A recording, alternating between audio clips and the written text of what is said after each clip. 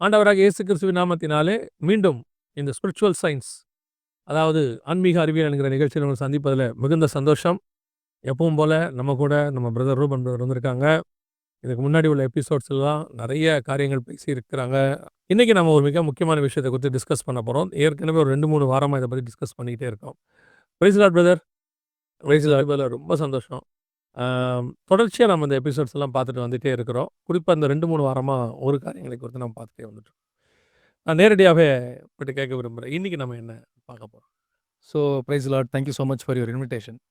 So நம்ம அந்த 2வது மாடல் நம்ம எங்கேருந்து ஆரம்பிச்சோன்னா 6வது எபிசோட்லேருந்து இப்போ நம்ம பார்த்துட்டு இருக்கிறது எல்லாமே 2வது மாடல். இதில் தான் அந்த அட்டானமினா என்ன, தன்னாட்சினா என்ன, இதெல்லாம் பற்றி நிறைய பேசியிருக்கோம். ஸோ இந்த எபிசோடை பார்க்குறவங்க 6, 7, 8 இதெல்லாம் சேர்த்து பார்த்தீங்கன்னா உங்களுக்கு ஒரு தனி சப்ஜெக்ட் ஒன்று கிடைக்கும் தியாலஜியில். ஓகே, அப்போ தான் கண்டினியூட்டி இருக்கும். யூஸ்வலாக சொல்கிற மாதிரி சீரியஸான வியூவராக இருந்தால் டெஃபினட்டாக அது கண்டினியூவாக பார்த்தாங்கன்னா மட்டும்தான் அந்த சப்ஜெக்ட் புரியும். இல்லாட்டி அது வந்து என்ன சொல்கிறது, ஃபவுண்டேஷன் இல்லாமல் 8ஆம் கிளாஸ் படிக்காமல் 12ஆம் கிளாஸ் சப்ஜெக்டை படித்த மாதிரி இருக்கும். ஸோ அதுதான் வருது. ஸோ இன்றைக்கி நம்ம பார்க்க போகிறது வந்து பார்த்திங்கன்னா கடவுளுடைய சட்டங்கள். ஓகே, நேச்சர் ஆஃப் காட்ஸ் லா, தேவன் இயற்கை சட்டங்கள் எல்லாமே. அதனுடைய நேச்சர் என்ன அப்படிங்கிறத தான் பார்க்க. ஃபஸ்ட்டு ஒரு வசனம் வாசிக்கிறேன். சங்கீதம் 19:7. கர்த்தருடைய வேதம் குறைவற்றதும் ஆத்துமாவை உயிர்ப்பிக்கிறதுமாய் இருக்கிறது.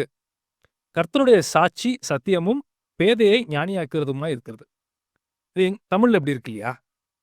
இங்கிலீஷில் கொஞ்சம் எஸ்பெஷலி இப்போ இருக்க ஜென்ரேஷன்ஸுக்கு இன்றைக்கி நம்ம யூஸ் பண்ணுற காமன் டேர்ம் இங்கிலீஷில் இருக்கும். சொல்லுங்கள், அது எப்படி இருக்குன்னு பார்த்துருவோம். அதே வசனத்தை இங்கிலீஷில் வாசிக்கிறேன். சங்கீதம் 19:7. The law of the Lord is perfect, refreshing the soul. The statutes of the Lord are trustworthy, making wise the simple. கர்த்தருடைய வேதம் இருக்கும். இதில் என்ன போட்டிருக்குன்னா லாஸ் ஆஃப் காட்னு இருக்கும். ஓகே, சட்டங்கள். சட்டங்கள். ஓகே, நான் எப்பவுமே பொதுவாக என்ன சொல்லுவேன் அப்படின்னா, தமிழ் மாதிரி ஒரு அருமையான, இனிமையான, சுவையான மொழியை பார்க்க முடியாது. எனக்கெலாம் சின்ன வயசுலேருந்தே தமிழ் மேலே ரொம்ப ஆர்வம், படிக்கணும் ரொம்ப இஷ்டம். ஆனால் இந்த தமிழில் வந்து என்னென்னா, இது ஒரே வெர்ஷன் பைபிள் தான். மோர் தேன் 50 to 60 years மேலே இருக்கும் அது. ஆனால் இங்கிலீஷில் வந்து அடுத்தடுத்த நிறைய வேர்ஷன்ஸ் வருது. ஸோ அவங்க என்ன பண்ணுறாங்கன்னா, அடுத்தடுத்து சிம்பிளிசிட்டி ஆக்கி ஈஸியாக புரியறதுக்கான காரியங்கள் செஞ்சிட்ருக்காங்க. இப்போ தமிழில் உள்ள வார்த்தைகள் துருகம் அப்படின்லாம் வேர்டெல்லாம் இருக்கும். இந்த துருகம்னா என்னென்னு இன்றைக்கி உள்ள ஜென்சி ஜென்ரேஷன் புரியவே புரியாது. ஒரு சிலருக்குலாம் நாடாளுமன்றம் அப்படின்னா நாடாளுமன்றம் அப்படின்னா அப்படின்னு கேட்குறாங்க. இன்றைக்கி கூட ஜென்ரேஷனை நான் சொல்ல வரேன். ஸோ அப்படிப்பட்ட போது இந்த வேதத்தை, இந்த பைபிளில் நமக்கு அன்றைக்கி உள்ளதான இந்த வார்த்தைகள் கொஞ்சம் சமஸ்கிருதம் கலந்துருக்கும். ஸோ அப்படிலாம் இருக்கும்பொழுது அது அவங்களுக்கு புரியறது கொஞ்சம் கஷ்டமாக இருக்கே ஒழிய, இப்போ இந்த மாதிரி இங்கிலீஷ் வரும்போது, நான் அதாவது இங்கிலீஷ் தான் பெஸ்ட்டு நான் சொல்லலை. இங்கிலீஷ் வரும்போது 2யும் கம்பேர் பண்ணி படிக்கும்போது நமக்கு ஈஸியாக இருக்குது. இப்போ நீங்கள் சொன்னது கொண்டு வரது ஈஸியாக இருக்குதுன்னு சொல்ல வரேன். டெஃபினட்டாக இது அவுட் ஆஃப் கான்டெக்ஸ்டாக இருந்தாலும் ஒரு பாயிண்ட். பையன் வந்து அம்மா அப்பான்னு கூப்பிட்ற கனெக்ட் இங்கிலீஷில் இருக்காது உங்களுக்கு. அது வராது, வரவே வராது. அது ஃபேஷன் நினச்சிட்டு கூப்பிட்றாங்க, தட்ஸ் ஃபைன். அது வந்து அவங்களுடைய சப்ஜெக்டிவ் டெசிஷனாக இருக்கலாம். பட் மதர் டங்கில் இருக்கிற அந்த சுதந்திரம் வந்து இருக்காது. அது விருப்பமாக இருக்கும் அவங்களுக்கு. ஃபஸ்ட்டு மம்மின்னு கூப்பிட்டாங்க, அப்புறம் மாமுன்னு கூப்பிட்டாங்க, அப்புறம் மீன்னு கூப்பிட்றாங்க. இப்போ மீ தான். எனக்கு என்னென்னா அந்த மீ இந்த மீன் சொல்லி இந்த சாப்பாட்டில் மேகி மீ இருக்கும், அந்த மாதிரி தான் இருக்கும். சரி, நீங்கள் சொன்ன மாதிரி அவுட் ஆஃப் கான்டெக்ஸ்ட் தான். ஆனாலும் கொஞ்சம் ஜனங்களுக்கு ஒரு இது மாதிரி தான். ஸோ அந்த அடித்த உடனே அம்மானு கத்துறாது வேகத்தில், என்ன அடித்த உடனே மம்மின்னு கத்துனா வராது. அது தானாகவே வர விஷயம் தான். அது அவங்க வந்து மதர் டங்கில் இருக்க சாட்டிஸ்ஃபேக்ஷன் வராது. ஸோ ஃபைன், இப்போ திரும்ப வரும். இப்போ இதில் இங்கிலீஷ்லையும் தமிழையும் நீங்கள் மெர்ஜ் பண்ணி பார்த்தீங்கன்னா உங்களுக்கு ஒன்று புரியும். கம்பேர் பண்ணி பார்த்தீங்கன்னா தெரியும். கடவுளுடைய வேதம்னு சொல்கிறதும் கடவுளுடைய சட்டம்ங்கிறதும் ஒன்று. ஓகே, லா ஆஃப் காட்னு இங்கிலீஷில் போட்டிருக்கோம். தமிழில் வந்து பார்த்தீங்கன்னா கர்த்தருடைய வேதம். அப்போ கர்த்தருடைய வேதம்ங்கிறதே மொத்தம் வந்து பார்த்தீங்கன்னா சட்டங்கள். இப்போ இன்னொரு வசனம் பார்ப்போமே, உபாகமம் 6:20.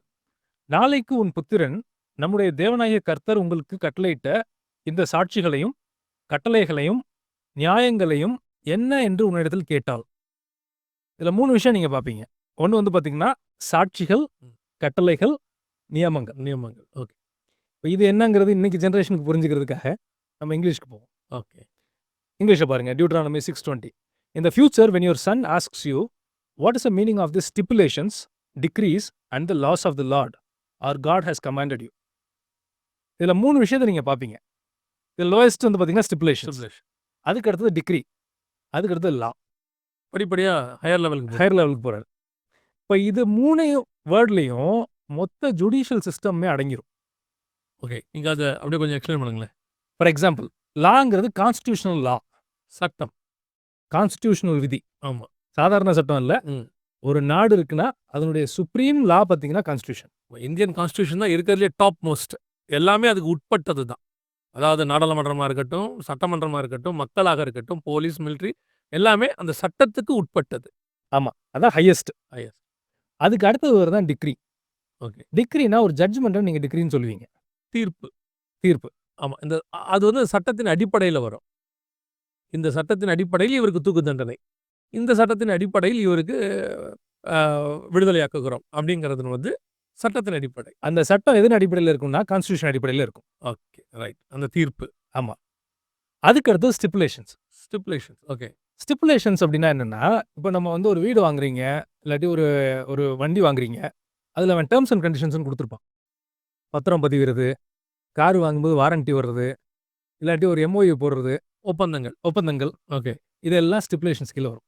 ரைட். இன்னைக்கு நம்ம இத பேசுறோம் இல்லையா? 4000 வருஷத்துக்கு முன்னாடி ஆண்டவர் இத சொல்லி முடிச்சிருப்பாரு. இது ஓகே. நீங்க ஆரம்பி ஒரு வேர்ட் சொன்னீங்க.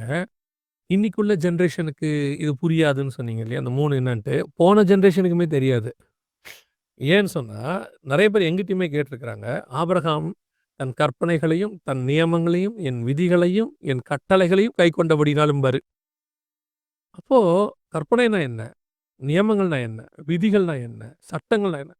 இவங்களுக்கு தெரியாது. அப்ப 4னா 4ம் ஒண்ணு தான் போல. அப்படின்ற ஒரு தாட் தான் எல்லாருக்கும் இருக்கு. ஸோ இந்த விளக்கம் வந்து மோர் தென் எனஃப். அதாவது நெறைய பேருக்கு இது ஒரு ஐ ஓப்பனிங், என்லைட்டிங்கா இருக்கும் இது விஷயம். காட் வில்லிங் நான் கட்டாயமா இருக்கும்னு நான் நம்புறேன். ஸோ இப்போ அந்த லாஸ், டிக்ரீஸ், ஸ்டிப்புலேஷன்ஸ் பார்த்தோம் இல்லையா? இத வேதாகமத்துல எப்படி பார்க்கலாம் அப்படின்னா, காட் வந்து 10 கற்பனை. இதுதான் கான்ஸ்டிடியூஷனல் விதி. அடிப்படை சட்டம். இதான் அடிப்படை சட்டம். ஓகே. எல்லா சட்டத்துக்கும் அடிப்படை அந்த 10 தான். ஓகே. அதுக்கு அடுத்தது டிக்ரீஸ், ஸ்டிப்புலேஷன்ஸ்லாம் சேர்த்தா ஒரு 603 சட்டத்த பழைய ஏற்பாட்டுல ஆண்டவர் குடுக்குறாரு. இந்த 10ஓட சேர்த்தா 613 வரும் மொத்தம். மொத்தமும் சேர்த்தீங்கன்னா 613 சட்டம். ஓகே. அதாவது இந்த 10 கட்டளைகளை கைக்கொள்ளுவதற்கு, அதுக்கு கீழ உள்ளதான தீர்ப்புகள் எப்படி குடுக்கணும்? இது எப்படி பேசணும்? இப்போ உதாரணமா மோசே வந்துட்டு ஓய்வு நாளை ஆசாரிக்கணும். அத அவமாக்கக்கூடாதுன்னு இருக்கு. உடனே வந்து அன்னைக்கு ஒருத்தன் சொல்லி பொறுக்க போயிருவான். அவன என்ன பண்றதுன்னு இவங்களுக்கு தெரியாது. உடனே மோசே சொல்லு, "நான் போய் கர்த்தர்ட்ட கேட்டுட்டு வரேன்" அப்படிம்பாரு. ஸோ கர்த்தர் வந்து அவனுக்கு என்ன ஒரு தீர்ப்பு குடுக்குறாரோ அத கொண்டு குடுப்பாரு. அடிப்படை சட்டம் இருக்கு. ஓய்வு நாளை ஆசாரிப்பாயாக அப்படின்னு இருக்கு. ஆனால் அந்த ஓய்வு நாளை ஆசாரிக்கிற ஆசாரிக்காதவன என்ன பண்ணணும்னு அங்க இல்ல. அத போய் கேட்டு வருவார். அதுதான் நீங்க சொல்லக்கூடிய நியமங்களும், விதிகளும். எக்ஸாக்ட்டா சொன்னீங்க. இதுதான். இதன் அடிப்படையில தான் மொத்த பைபிளுமே இருக்கும். எல்லாமே மொத்தமே இத பேஸ் பண்ணி தான். மீதி எல்லாமே இருக்கும். ஆக்சுவலி சொல்லப்போனா, அது வந்து ஒரு லா புக். அதுதான் நம்ம கையில குடுத்துருக்காரு. இப்ப இதுல என்ன ஒரு விஷயம் அப்படின்னா, இந்த காட் உருவாக்குன சட்டத்த, அந்த சட்டப்படி தான் காட் நடப்பாரு. அந்த சட்ட சட்டங்கிறதுனால சட்டத்த மீறி போ முடியாதுல்ல. ஏன்னா அத உருவாக்குனதே அவர்தான். அவர்தான். அப்ப அந்த சட்டத்தின்படி தான், அந்த நியாயத்தின்படியும், பிரமாணத்தின்படியும், விதியின்படி தான் அவரே எல்லா விஷயத்தையும் செய்வார். இயங்குறார். இந்த சட்டத்த தான் நம்ம செய்யணும்னு நெனைக்கிறாரு. அவரே செய்யணும்னும்போது நம்ம செய்யணும்னு நினைக்காத இயல்பு தானே. நம்மளுக்கு தான் ஆக்சுவலி குடுத்தாரு. ஆமா. இதுல இன்னொரு ஒரு முக்கியமான பாயிண்ட் என்னன்னா, பிசாசும் இந்த சட்டத்துக்குள்ள தான் இயங்கி ஆகணும். இது ஒரு வேல்யூபிள் பாயிண்ட் பிரதர். நெறைய பேர் என்ன நெனச்சுக்கிட்டாங்கன்னா, we are under the bible சட்டத்துக்குள்ள நம்ம இருக்கிறோம்.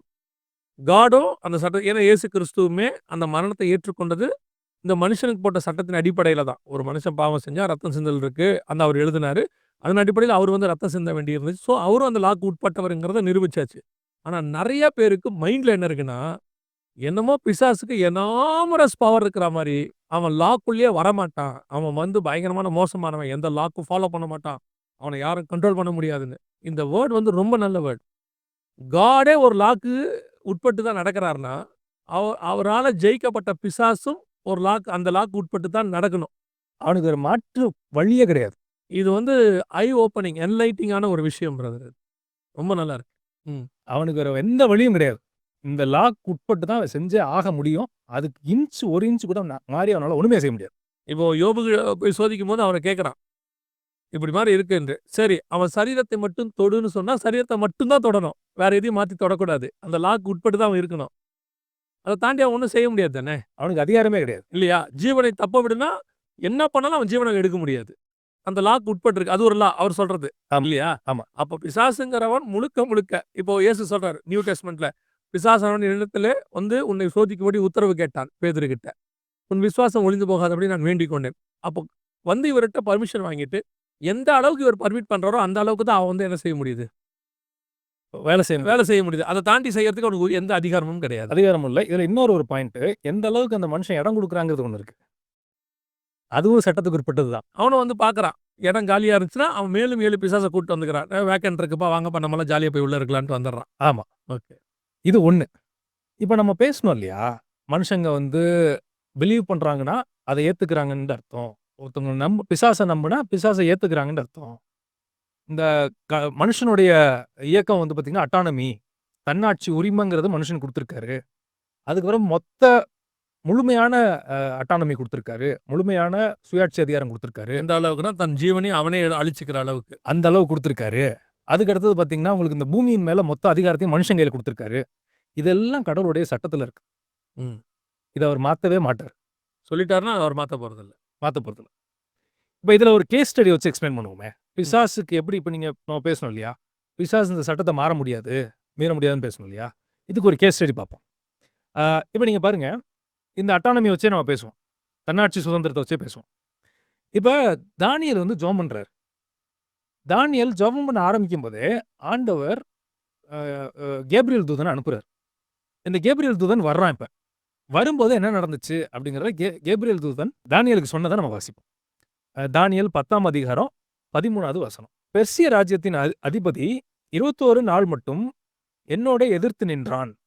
ஆனாலும் பிரதான அதிபதிகளில் ஒருவனாகிய மிகாவேல் எனக்கு உதவியாக வந்தான்.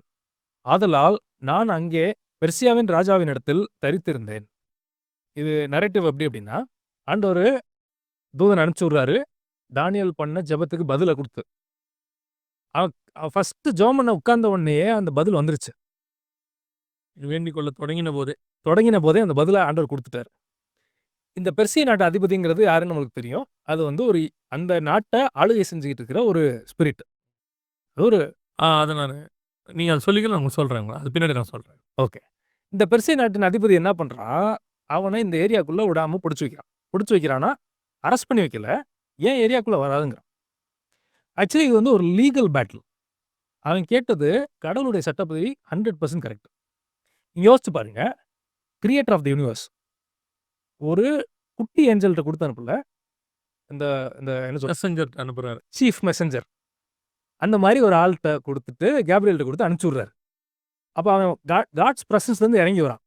இதுக்கு இன்னொரு எக்ஸாம்பிள் சொல்லி நான் சொல்லிடுறேன். 28ஆம் அதிகாரம் எசேக்கியேல்ல நீ தீரு ராஜாவை குறித்து புலம்பின்னு ஆரம்பிக்குது 12வது வசனத்துல.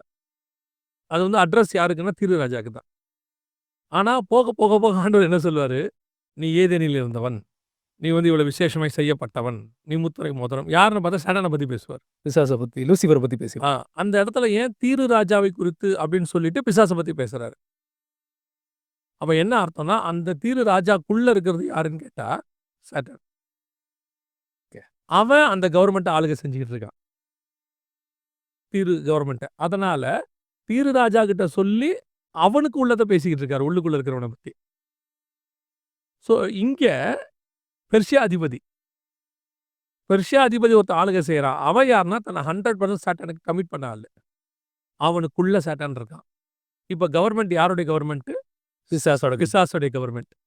இந்த பிசாசு கவர்மெண்ட்டுக்குள்ள ஹெவன்லி கவர்மெண்ட்ல இருந்து ஒரு மெசேஜ் பாஸ் ஆகுது.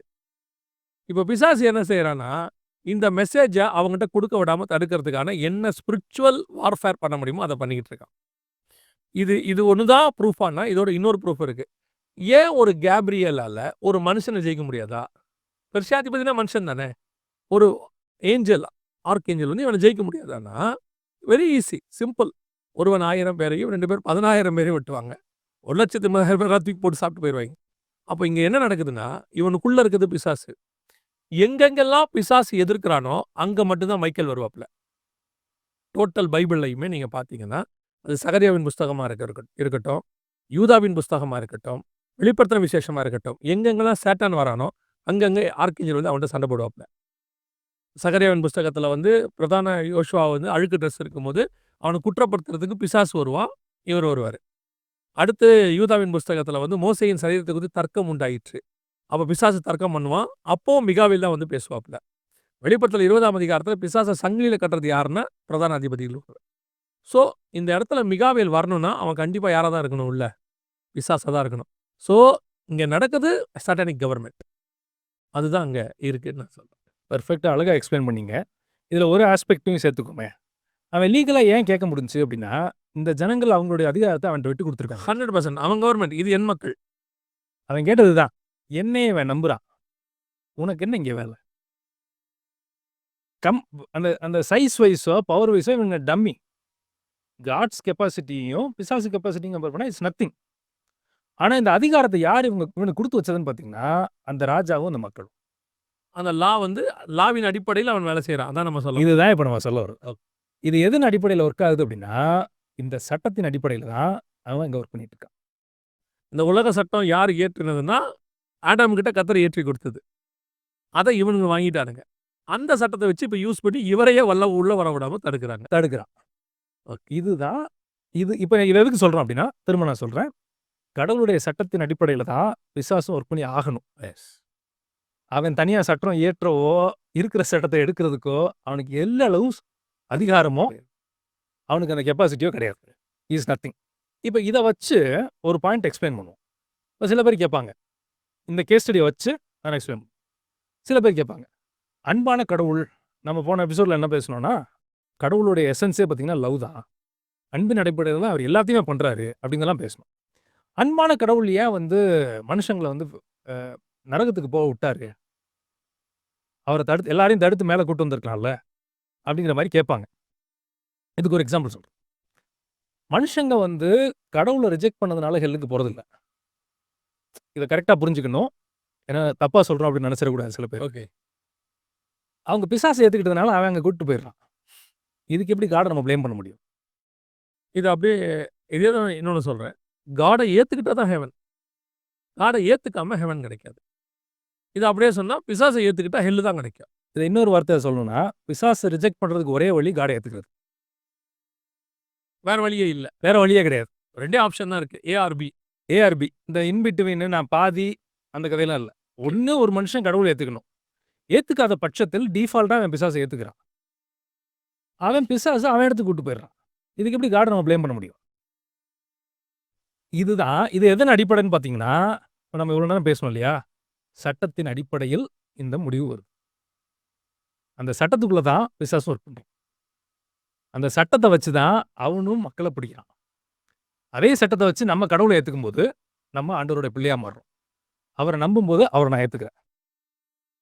ஓகே. இதான் இதனுடைய அனாலஜி. இப்போ நான் ஒரு கொஸ்டின் ஒண்ணு உங்கள கேட்கிறேன். ஏன்னா இந்த கொஸ்டின் நார்மலா இப்போ உள்ளவங்க கேட்பாங்க. என்ன கேட்பாங்க அப்படின்னா, அதுவும் கிரேஸ் டாக்ட்ரின் ப்ராஸ்பரிட்டி உள்ளவங்க கேட்கிற கேள்வி இது இப்ப. இவங்க உட்கார்ந்து இன்னும் இவ்வளோ நேரம் லாவ பத்தி பேசிட்டு இருக்காங்க.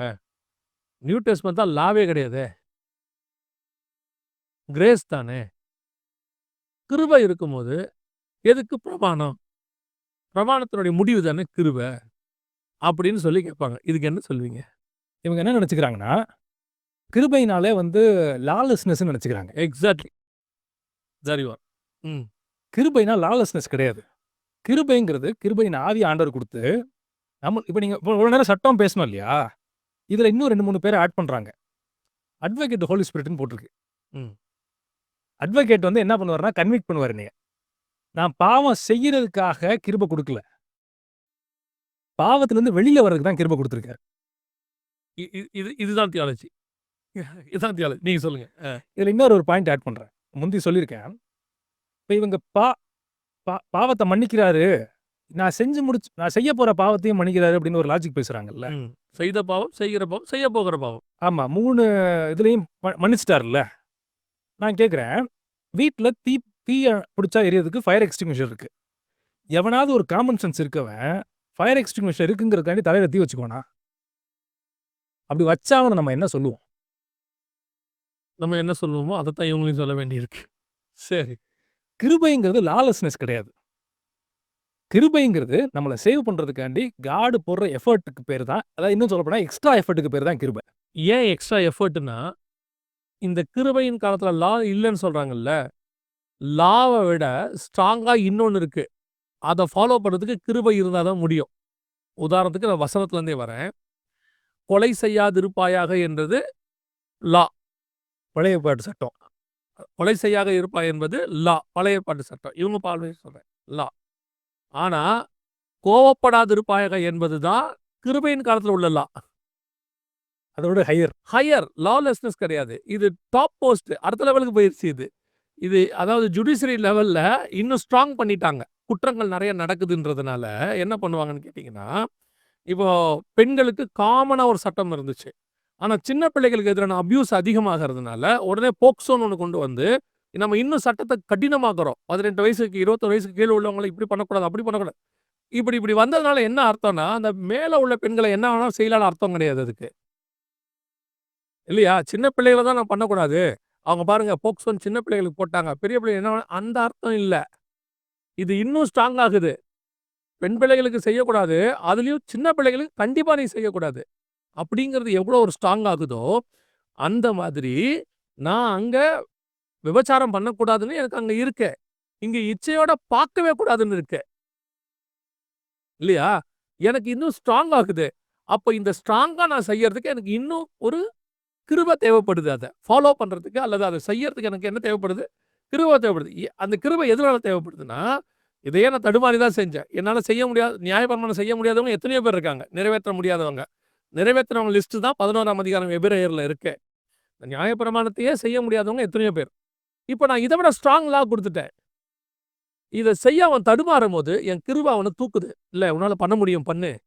உன்னால பண்ண முடியும் பண்ணு. இது எப்படின்னு கேட்டீங்கன்னா, ஒரு காலகட்டத்தில் படிக்கவே வழி இல்லாதவங்கள படிக்க வைக்க முடியாதவங்க, படிக்க விடாம தடுத்த ஒரு கோஷ்டி ஒரு காலம் இருந்துச்சு. இப்போ இவங்களோ படிச்சு வரணுன்றதுனால ரிசர்வேஷன் ஒண்ணு கொண்டு வந்தாங்க. இப்போ இது எப்படி பார்க்கப்படுது? ரிசர்வேஷன்னா என்ன அர்த்தம்? இந்த படிக்க தகுதி இல்லாதவனை எல்லாம் கொண்டாந்து ரிசர்வேஷன் குடுத்து படிக்க வச்சுட்டாங்க. அவனுங்க வந்துட்டு இல்ல இவன படிக்க விடாம தடுத்தீங்க.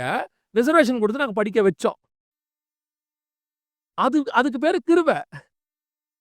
அதுக்குண்டு அவன் படிக்காமயே வேணான்னு அர்த்தம் கிடையாது. படிக்காம நம்ம இது இன்னொரு பார்ட் இருக்கு. நான் படிக்க தேவையில்ல. நான் அப்படியே ரிசர்வேஷன்ல மேல அதுவும் கிடையாது. அவனும் படிக்கிறான். நல்ல மார்க் எடுக்கிறான். வரணும். இவங்க இன்னைக்கு கிருபைய எப்படி பார்த்துக்கிட்டாங்கன்னு கேட்டீங்கன்னா, எப்படி ஃபோக்கஸ் ஆயிருச்சுன்னு கேட்டீங்கன்னா, என்ன வேணாலும் செய்யலாம். கர்த்தர் கிருபை உள்ளவர். அதிலும் ஒரு படி மேல போயி, நீங்க இதுல கேட்டிருப்பீங்களான்னு கூட எனக்கு தெரியாது. அவங்க சொல்றாங்க, நாய் குட்டி போட்டா நாய்க்குட்டி தானே. அது கடைசி வரைக்கும் நாய்க்குட்டி தானே மாறுமா? மாறாதுல்ல. கழுத குட்டி போட்டா கடைசி வரைக்கும் கழுத குட்டி தானே. மாறுமா? அப்ப தேவனுக்குள்ள பிறந்துட்டா கடைசி வரைக்கும் தேவனுடைய பிள்ளை தானே. மாறுவியா? எப்படி தேவன் தன் பிள்ளையை நரகத்துக்கு அனுப்புவாரு? இந்த பாயிண்ட் இருக்கு இல்லையா? இத வருகிற எபிசோட்ஸ்ல நம்ம டிஸ்கஸ் பண்ணுவோம். ஓகே. அது எப்படி சட்டத்துக்கு முரண்பட்டது? ஒரு டைம் ரட்சிக்கப்பட்டா விழவே முடியாது. ஆ. அப்படின்னு ஒரு கொஸ்டின் வருது இல்லையா? ஒன்ஸ் சேவ்ட் எவர் சேவ்ட். எவர் சேவ்டு. அ. அத நம்ம இன்னொரு ஒரு அப்கமிங் எபிசோட்ஸ்ல டெஃபினட்டா டிஸ்கஸ் பண்ணுவோம். ஸோ, இப்போ இந்த லாங்கிறதனுடைய அடிப்படை என்ன ஆயிடுச்சுன்னா, கிருபைனா கிரேஸ் வந்துட்டா லாவே இல்லன்ற மாரி இவங்க சொல்லிட்டாங்க. அதான் இவங்க நினைச்சுக்கிறாங்க கிரேஸ்னா லாலெஸ்னஸ்னு நினைச்சுக்கிறாங்க. ஓகே. அப்படி கிடையாது. அங்க ஒரு ஒரு ஒரு அடிக்ட் ஆகி ஒருத்தன் இருக்கான் ஒரு பாவத்துல.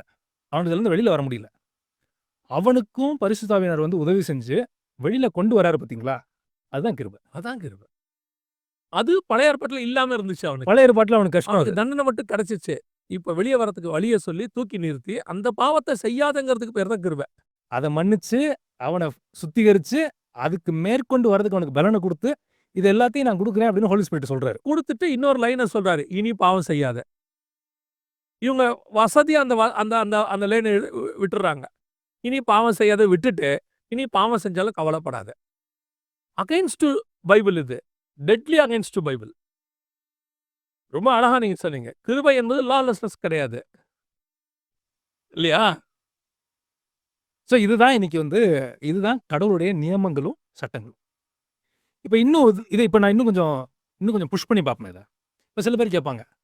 கடவுள வந்து அப்படியே ஒரு மனுஷனோட மனச ஒரு செகண்ட்ல மாத்திர வேண்டியதானே? நீங்க என்ன சொல்றீங்க? காட் இஸ் ஆல் பவர்ஃபுல்னு சொல்றீங்க. எல் ஷடாய்ன்னு சொல்றீங்க. எல் ஷடாய்னா சர்வ வல்லமை உள்ளவர். அவன் முடியாதுங்கிறது எதுவுமே கிடையாது. இல்லையா? அப்படியே ஒரு செகண்ட்ல ஒரு இருதயத்த மட்டும் அப்படியே நமக்கு சாஃப்ட்வேர் போடுற மாரி புதுசா போட்டு இன்ஸ்டால் பண்ணிட்டாருன்னா வேலை முடிஞ்சுல்ல. அவன் தப்பே செய்ய மாட்டான்ல. அப்படிங்கிற மாரி கேட்பாங்க. அது ஆக்சுவலி அகைன்ஸ்ட் லா. வசனம் சொல்லுது தெளிவா. வெளிப்படுத்தல் 3:20 வாசிக்கிறோம். இதோ வாசற்படியில நின்று தட்டுகிறேன். ஒருவன் என் சத்தத்தை கேட்டு கதவை திறந்தால் அவனிடத்தில் நான் பிரவேசித்து அவனோடே போஜனம் பண்ணுவேன். அவனும் என்னுடைய போஜனம் பண்ணுவான். இது வந்து இருதயத்தோட கதவை பத்தி தான் அவர் பேசுறாரு. அதாவது ரட்சிப்பின் அனுபவத்த பத்தி தான் அவர் பேசுறாரு. கதவ போய் தட்டணுமா? உள்ள போக தெரியாதா அவருக்கு? தெரியும். முடியுமான்னு கேட்டா டெஃபினட்டா முடியும். செய்வாரான்னு கேட்டா மாட்டாரு. ஏன் செய்ய மாட்டாரு அப்படின்னா, உங்க விருப்பத்துக்கு இல்லாம உங்க வீட்டுக்குள்ள வர அதிகாரம் எனக்கு கிடையாது. அது லாபம் இருக்காது. சட்டப்படி அது தப்பு. ஒரு பிரைம் மினிஸ்டர் இருக்காரு. என்னை விட பல 1000 மடங்கு, கோடி மடங்கு உயர்ந்தவர். ஏன் வீட்டுக்குள்ள வரணும்னா, என் பெர்மிஷன் கேட்டு தான் அவர் வரணும். ஒருவேளை கதவ உடைச்சுக்கிட்டு அவர் வந்தாருன்னா, சட்டத்த மீறுறாருன்னு அர்த்தம். இது நியூ டெஸ்ட்மெண்ட்ல இருக்கு. ஏன்னா இவனுங்க உடனே ஓல்ட் டெஸ்ட்மெண்ட்க்கு போயிருவானுங்க. நியூ டெஸ்ட்மெண்ட்ல இருக்கு. இது எங்கேயுமே போக முடியாது. இந்த நியூ டெஸ்ட்மெண்ட்ல அதுவும் வெளிப்படுத்தல்ல இருக்கு. ஏன் வாசப்படில நின்னு தட்டணும்? இன்னும் சொல்லப்போனா பழைய ஏற்பாட்டுல கதவ உடைப்பேங்கிறாரு. தாப்பாளர் கொடுத்து வெண்கல கதவுகளை உடைப்பேன்றாரு ஏசாயால. கதவ உடைச்சு தாப்பால உடைப்பேங்கிறாரு. ஆனா நியூ டெஸ்ட்மெண்ட்ல வாசப்படில நின்று கதவை தட்டுகிறேங்கிறாரு. இதான் லா. ஏன் தட்டுறாரு அப்படின்னா, human beings are autonomous in nature. தன்னாட்சி உரிமை பெற்றவர்கள். அவர்களாய் வந்து கதவை திறந்து ஏற்றுக்கொள்ளுகிற வரைக்கும் நான் தட்டிக்கிட்டு தான் இருப்பேனே ஒழிய உடைக்க மாட்டேன். உடைக்கக்கூடாது. உடைக்கக்கூடாது. இவங்க கேட்பாங்க. உடைச்சிட்டா நல்லது தானே, எவனுமே நரகத்துக்கு போமாட்டான்ல அப்படின்னு கேட்பாங்க. அப்படி உடைச்சாருன்னா சட்டத்த மீறுறாருன்னு அர்த்தம். சட்டத்த மீறினாருன்னா காட் இஸ் நாட் ஹோலின்னு அர்த்தம். காட் இஸ் அவர் போட்ட சட்டத்தையும் அவர் மீறாருன்னு அர்த்தம். ஓகே. அப்படி மீறினா அவர் காட் ஹோலி இல்லைன்னு அர்த்தம். பரிசுத்தமுள்ள தேவன் இல்லைன்னு அர்த்தம். ம். பரிசுத்தத்தை மட்டும் அவர்ட்ட இருந்து எடுத்தீங்கன்னா அவர் காடு கிடையாது. காடே இல்ல. அவர் உயிரை கொடுக்கணும்னா கொடுத்துருவார். அது பிரச்சனை இல்ல அவருக்கு. உயிரை கொடுத்து தான் ஒரு விஷயத்த சாதிக்கணும்னா கொடுத்துருவார். சட்டத்த மீறுவாரான்னு கேட்டா மாட்டார். அருமையான வேர்ட். இதுதான் இப்படிதான் அது ஒர்க் ஆகுது. இப்பயும் ஒரு மனுஷன் என்ன பாவத்துல வேணாலும் இருக்கட்டும். அவன் ஆண்டவர்ட்ட உதவி கேட்டா 200% உதவி செய்வார். மாற்று கருத்தே இல்ல. கதவ போய் தட்டுவாரு. இப்ப நம்ம போய் ப்ரீச் பண்றோம்னு வச்சுக்கங்களேன். பரிசுத்த ஆவியானவர் என்ன பண்ணுவாருன்னா, அவனுக்கு கன்விக்ஷன கொண்டு வருவாரு. அவர் அந்த உதவி செய்வார். அட்வொகேட். அட்வொகேட் வேலைய செஞ்சு அவனுக்கு வந்து இதுதான் உண்மைங்கிற அளவுக்கு புரிய வச்சுருவாரு. அட்வொகேட் சொல்லிடுவாரு. ஜட்ஜி கிட்ட போய் கையை கட்டி ஐயா என்ன மன்னிச்சிருங்கயான்னு கேளு. ஜட்ஜி உன்னை மன்னிச்சிருவாருன்னு சொல்லி கொடுத்துருவாரு நமக்கு. பெர்ஃபெக்ட்டா சொல்லிருவாரு. ஆம். அதுக்கப்புறமா அத ஏத்துக்கிறதும், ஏத்துக்காததும் அந்த மனுஷன் கையில இருக்கிற சோல் உரிமை. அந்த கையை கட்டி மன்னிப்பு கேட்க வேண்டியது அவரோட வேலை. எனக்கு சமீபத்துல நடந்த ஒரு சம்பவம். ஒருத்தர் ஹெல்மெட் இல்லாம புடிச்சுட்டாங்க. புடிச்ச உடனே அந்த மொபைல் கோர்ட்ல கூட்டு போறாங்க. அது அங்கேயே ஒரு வேன் இருக்கும். உள்ள ஒரு ஜட்ஜி இருப்பாரு. அவருக்கும் எல்லா ஈக்குவல் பவர் இருக்கு. அப்ப இவர் போகும்போது சொல்றாரு. ஜட்ஜி கேட்பாரு. ஹெல்மெட் இல்லாம வந்தியான்னா? ஆமான்னு சொல்லு. உனக்கு இவ்வளோ ஃபைன் மாரி. சரிங்கன்ட்டு வெளிய வந்துரு. ஏன்னா ஜட்ஜி கிட்ட அவ்வளோதான் பேசணும். அதுக்கு மேல பேசக்கூடாது. ஏன்னா இவர் ஹெல்மெட் இல்லாம போயிட்டாரு. போய் நிக்கிறாரு. ஜட்ஜி கேட்குறாரு. ஹெல்மெட் இல்லாம வந்தியா? ஐயா அவசரத்துல நான் மறந்துட்டேங்கய்யா. என் ஒய்ஃப்க்கு ஒரு இது வாங்க வந்தேன். ஜட்ஜி உடனே எப்பா அவர் என்னன்னு கவனிங்க அப்படின்ட்டாரு. உன் வேலை என்ன? ஆமாங்கய்யா. இல்லைங்கய்யா. இவ்வளோ சொல்றதா இருக்கு. அங்க போயிட்டு நீ நீ தப்பியும் பண்ணிவிட்ட. ஆர்கியூமெண்ட்டும் அங்க பண்ணா எப்படி? சட்டத்தை ஏற்றுனவர்ட்டயே போய் சட்டம் பேசினா எப்படி? அதுதான் ஆவியானவர் உதவி சார் அட்வொகேட். Okay right. இங்க நம்ம போய் கேட்குறோம். ஆனால் அதை கேட்கறதும் கேட்காததும் நம்ம கிட்ட தான் இருக்கு. அது அவனுடைய சோல் உரிமை. அந்த உரிமையை அவர் எடுத்தாருன்னா God is making a mistake. Law break பண்ற மாதிரி ஆயிடும். சட்டத்தை பிரேக் பண்றாரு. சட்டத்தை பிரேக் பண்ணாருன்னா he is not holy. If he is not holy he is not God. நான் காஸ்பல் சொல்றேன். நீ கேளு. உன் முழு இதயத்தோட விசுவாசி. இருதயத்தில் விசுவாசித்து வாயில அறிக்கை பண்ணினா உனக்கு ரட்சிப்பு. இதுதான் வாசப்படியிலிருந்து கதவை தட்டுறது. அவர் உடைச்சு கொண்டாந்து நான் தான் இயேசு ஏத்துக்கல அவ்வளோதான் நீ அப்படின்றதுக்கு அவரு அப்படி செய்ய முடியாது அவர். செய்ய முடியாது. செய்ய முடியாது. செய்ய மாட்டார். ஏன்னா ஹீஸ் அ ஹோலி காட். ரொம்ப ரொம்ப அழகான விளக்கம். ரொம்ப சந்தோஷம். நல்லா இருந்துச்சு விளக்கம் கர்த்தருடைய கிருபையினால. மீண்டுமாக இந்த மாதிரி விஷயங்கள் பிரதருடைய சேனல் வாய்ஸ் ஆஃப் பைபிளுங்கிற சேனல்லையும் வருது. இதை நீங்கள் பாருங்கள். இந்த மாதிரி இதோடைய தொடர்ச்சி ஏற்கனவே ஒரு 3 எபிசோடில் இருக்குது. அதையும் சேர்த்து இதையும் பாருங்கள். இந்த இறையியல் தியாலஜியை நீங்களும் படிங்க. அநேகருக்கு போய் பேசுகிறதுக்கு உங்களுக்கு யூஸ்ஃபுல்லாக இருக்கும். கர்த்தருக்கு சித்தமானால் இன்னொரு எபிசோடு வழியாக வருகை தாமதிக்குமானால் உங்களை சந்திக்கிறோம். God bless you brother. Thank you.